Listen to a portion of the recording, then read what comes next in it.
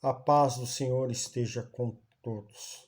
E para terminarmos esta sessão de 4 ministrações, eu quero estar falando sobre a conclusão delas.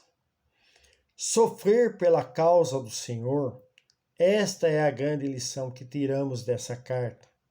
Provavelmente a segunda epístola ao Coríntios foi escrita cerca de 1 ano depois da primeira.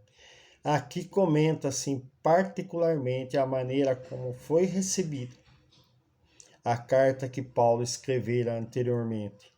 Muitos mostraram sinais de arrependimento e correção em sua conduta, mas outros ainda seguiam seus falsos mestres. Muitos mostraram sinais de arrependimento e correção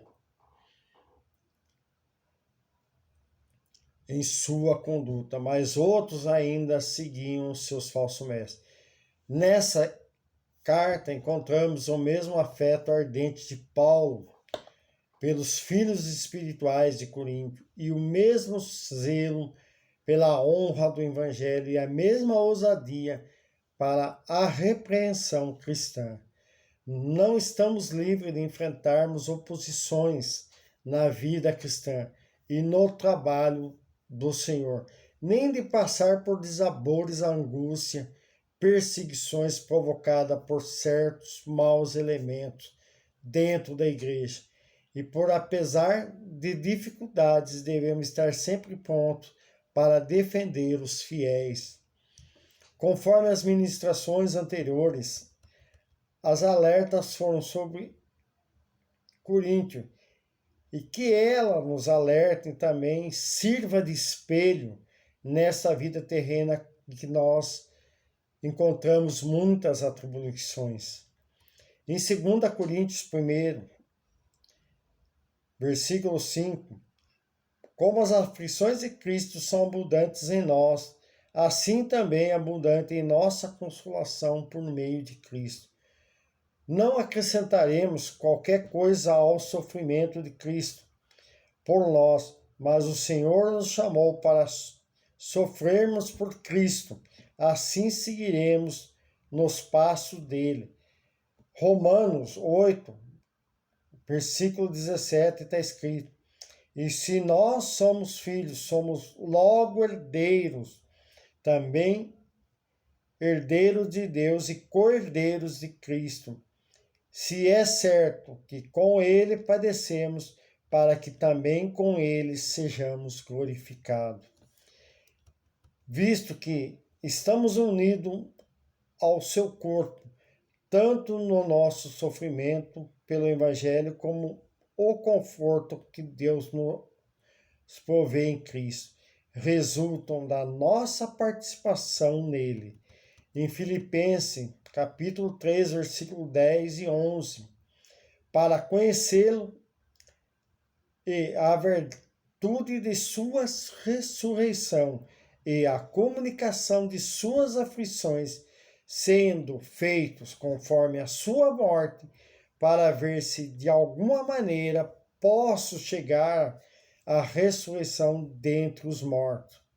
As experiências de Cristo, especialmente seu sofrimento, a sua morte, a sua ressurreição, serve de padrão mediante ao qual nós poderemos entender os nossos próprios sofrimentos, o nosso triunfo final, apesar dos desabores e angústia de nossa jornada cristã. Jamais nos faltará a consoladora presença do Espírito Santo. Paulo, ele reafirmou a sua integridade, a sua autoridade apostólica em relação àquela igreja, esclareceu os motivos e os advertiu contra novas rebeliões. O momento para nós estarmos vigilantes, tendo em vista os desvios que encontramos hoje na igreja, consequentemente, o amor tem se esfriado.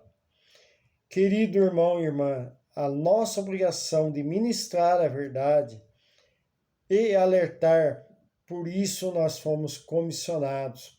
orientar os fiéis quanto ao verdadeiro Evangelho e orarmos para que essas palavras dessa sequência de ministrações sirvam de bússola para arrumar a Igreja do Senhor nesses últimos dias turbulentos, para que não se desviem.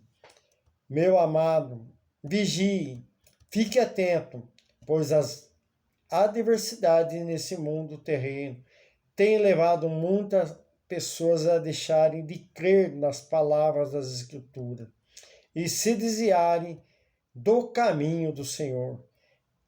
E assim eu clamo pela vida de cada um que me ouviu nesta mensagem e que ela traga identificação na vida de cada um, como tem identificado a minha.